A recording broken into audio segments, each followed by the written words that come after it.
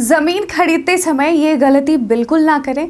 और वो सावधानियाँ क्या हैं जो ज़मीन खरीदते समय आपको बरतनी चाहिए, वो जानेंगे आज के इस वीडियो में। उससे पहले नमस्कार, रूबरू बिहार देख रहे हैं आप और आपके साथ मैं हूँ शिवानी।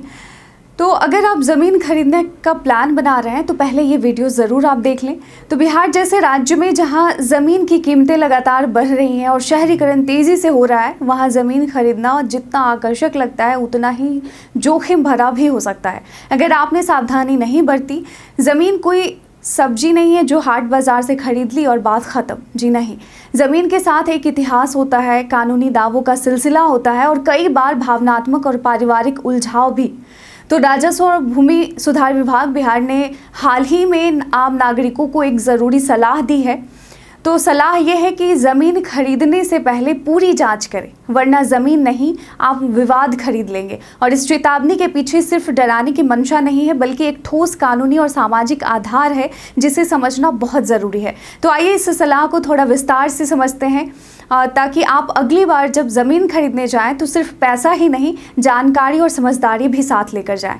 तो पहली जो बात है वो है ऑनलाइन जमाबंदी की। पहला और सबसे ज़रूरी कदम, तो आज के डिजिटल युग में बिहार सरकार ने ज़मीन से जुड़ी जानकारी को ऑनलाइन कर दिया है। आपको सबसे पहले www.biharbhumi.bihar.gov.in पर जाकर, इसकी वेबसाइट पर जाकर उस ज़मीन की जमाबंदी की जांच करनी चाहिए जिसे आप खरीदने जा रहे हैं। यहाँ आपको खिसरा नंबर, रकबा, ज़मीन की स्थिति मिल जाएगी। अगर ये विवरण वेबसाइट पर मेल नहीं खा रहे हैं तो यही पहली लाल झंडी है और आपको सतर्क हो जाना चाहिए। दूसरा जो है वो है विक्रेता का नाम जमाबंदी में है या नहीं, ये आपको चेक करनी चाहिए। सिर्फ ज़मीन का विवरण ही नहीं, यह भी देखिए कि ज़मीन के मालिक के तौर पर जमाबंदी में किसका नाम दर्ज है। अगर विक्रेता का नाम वहाँ नहीं है तो वो आपको वैध रूप से ज़मीन बेचने के अधिकार में नहीं है। सोचिए, अगर वो मालिक ही नहीं तो ज़मीन बेचने का हक कैसे हो सकता है। तो ये ज़रूरी बात है जो आपको ध्यान देनी चाहिए।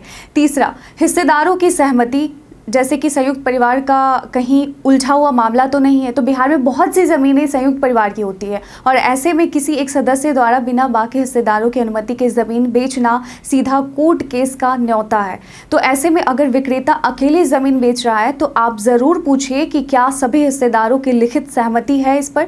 अगर नहीं तो सौदा मत कीजिए, यहाँ भी सतर्क हो जाइए। अगला जो है दाखिल खारिज का सत्यापन। जी हाँ, तो दाखिल खारिज यानी म्यूटेशन एक ऐसी प्रक्रिया है जो ज़मीन के कानूनी मालिक को सरकारी रिकॉर्ड में दर्ज करती है। अगर विक्रेता ने अपनी खरीदी हुई ज़मीन का दाखिल खारिज नहीं कराया है तो वो कानूनी तौर पर मालिक नहीं माना जाएगा। इसलिए ये जांचना बेहद ज़रूरी है कि दाखिल खारिज प्रक्रिया पूरी हुई है या नहीं।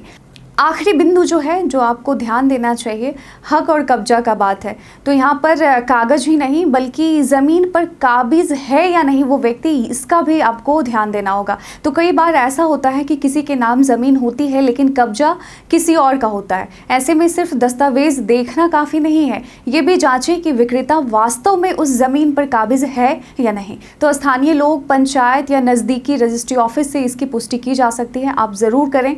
और तो आखिरकार ज़मीन खरीदना जीवन का एक बड़ा फैसला होता है, क्योंकि आप अपनी कमाई का एक बड़ा हिस्सा इसमें इन्वेस्ट करते हैं, लेकिन बिना पूरी जांच के यह एक बड़ी गलती भी बन सकता है। बिहार सरकार की यह सलाह कोई औपचारिक सूचना भर नहीं है, बल्कि आपकी मेहनत की कमाई और भविष्य को सुरक्षित रखने की एक चेतावनी है। अगर आपने ऊपर बताए गए इन बिंदुओं की गंभीरता से जाँच नहीं की तो आपका निवेश एक ऐसे कानूनी जाल में फंस सकता है जिससे निकलने में सालों लग सकते हैं। और अगर आपने देखा होगा, आपके आसपास ऐसे मामले इक्के दुक्के ज़रूर मिल जाएंगे। इसलिए अगली बार ज़मीन खरीदने जाएं तो वकील, ऑनलाइन रिकॉर्ड सभी देख लें। ज़मीन सिर्फ मिट्टी का टुकड़ा नहीं होता, बल्कि यह भविष्य का आधार होती है और भविष्य में बस विवाद ना हो, इसके लिए आज सतर्क रहना ज़रूरी है।